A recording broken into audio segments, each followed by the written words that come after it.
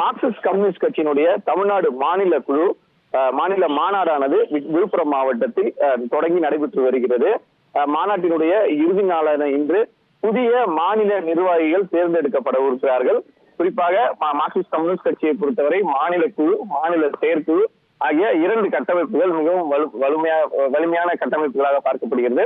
அதுக்கு அடுத்தபடியாக இந்த மாநில குழு, மாநில செயற்குழு இணைந்து மாநில செயலாளரை தேர்ந்தெடுக்கும் பணியானது இந்த மாநில மாநாட்டில் நடைபெறும். அதே போல கட்சியினுடைய விதிகளின்படி 2 முறைக்கு மேல் மாநில செயலாளராக பதவி வகிக்க முடியாது என்கிற அடிப்படையில மார்க்சிஸ்ட் கம்யூனிஸ்ட் கட்சியினுடைய சட்ட விதிகளில் உள்ளது. அதே போல 72 வயதுக்கு மேல் கட்சியினுடைய முக்கிய பொறுப்புகளில் பொறுப்பு வகிக்க முடியாது எனவும் கட்சி விதிகள் இடம்பெற்றிருப்பதாக கூறப்படுகிறது. இந்த நிலையில மார்க்சிஸ்ட் கம்யூனிஸ்ட் கட்சியினுடைய மாநில செயலாளராக 2 முறை பதவியில் இருந்தவர் கே பாலகிருஷ்ணன். அவருக்கு அடுத்த மாதம் 72 வயது ஆக இருக்கிறது. எனவே மீண்டும் அவரை மாநில செயலாளராக தேர்ந்தெடுப்பதில் சட்ட சிக்கல், அதாவது கட்சியினுடைய அடிப்படையில சிக்கல்கள் எழுந்திருப்பதாக கூறப்படுகிறது.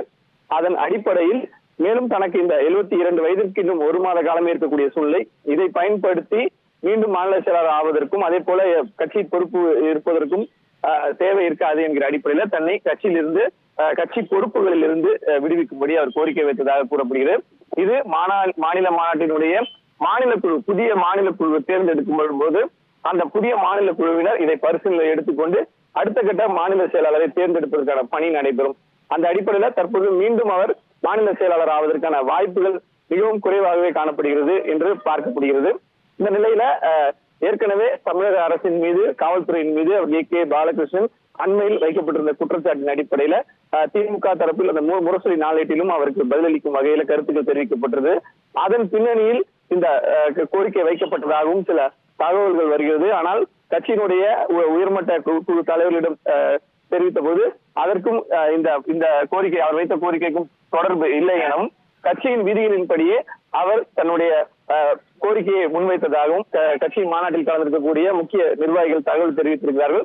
மார்க்சிஸ்ட் கம்யூனிஸ்ட் கட்சியினுடைய தமிழ் மாநில செயலாளர், புதிய செயலாளராக யார் வர இருக்கிறார்கள் என்பது இன்னும் ஒரு மணி நேரத்தில் தெரிய வரும் எனவும் தெரிவித்திருக்கிறார்கள். குறிப்பாக அவருக்கு பின்னாக பல மூத்த தலைவர்கள் இருக்கிறார்கள்.